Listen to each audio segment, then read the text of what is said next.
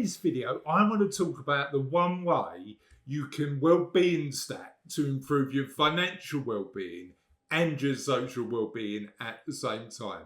Welcome to What Happens Next.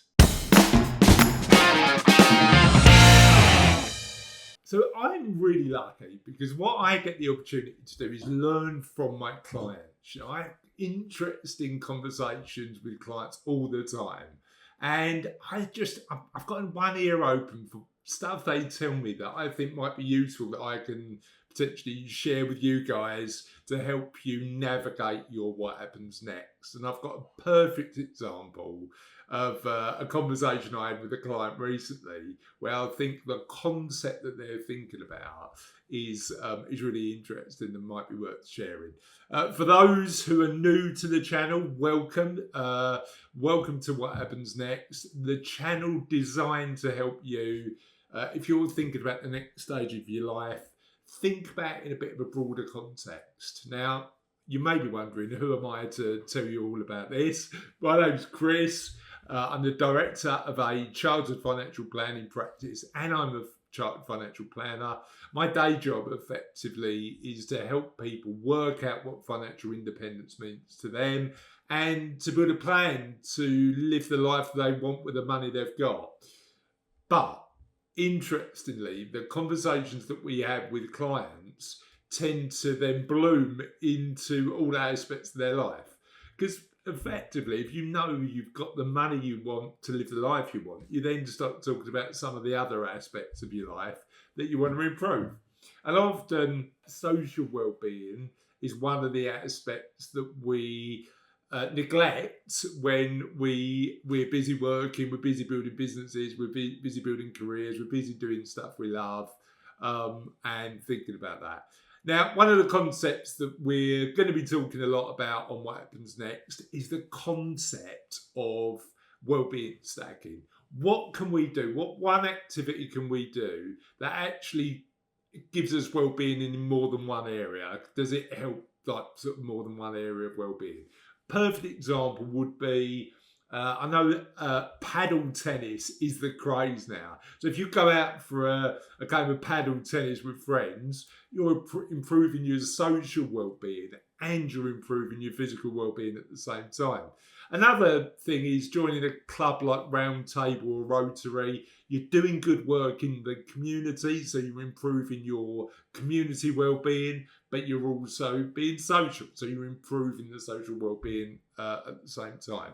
So, and there's loads of examples of how you can think about activities in the frame of well-being and just stack those well-being, doing things that add value to your life and your world by doing one thing, but improving your well-being across all areas.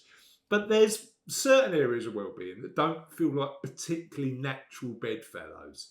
Financial well-being and social well-being don't actually stack up. How do you improve your financial well-being whilst also being social? Now, answers on a postcard or in the comments below on this one, because I bet you've got a million ideas that I hadn't thought of that you can share in the comments below. I would love to know how you improve your financial well-being in your life and social well-being at the same time, but also how do you sort of stack other elements of well-being? If you're in a position where you're improving your intellectual well-being and your financial well-being, that's easy because you probably do that at work. But how do you improve your intellectual well-being with your community well-being? How does that stack for you? So if you've got a really unique example of how you improve well-being across a couple of other areas by doing one activity, I'd love to know. However, I had a conversation with a client who told me how they stack financial well-being and social well-being together. And it was so brilliant, I thought I want to share it with you. So one of my clients, we're doing their review. We're looking at their finances and confirming that they remain on track to be financially independent, to live the life they want. We're talking about what they've got, and they said, well, Chris, we need to tell you that we rent 2 rooms in our house. I was like, okay, brilliant. Tell me about that. They said, well, we get an income from the rooms.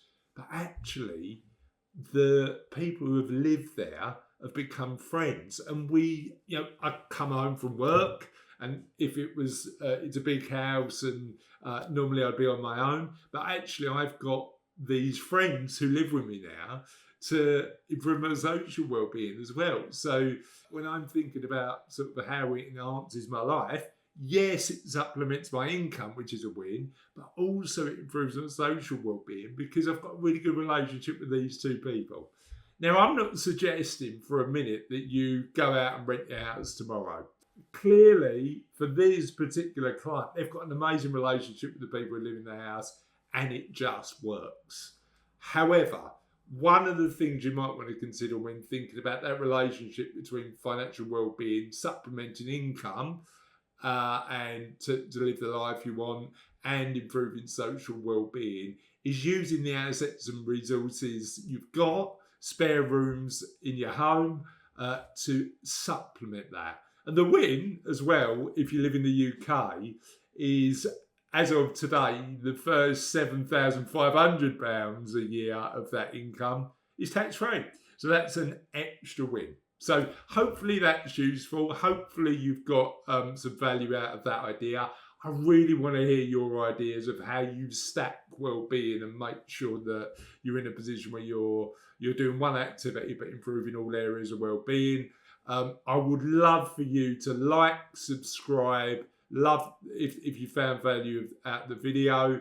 Hopefully that's useful, and we'll see you next time on What Happens Next.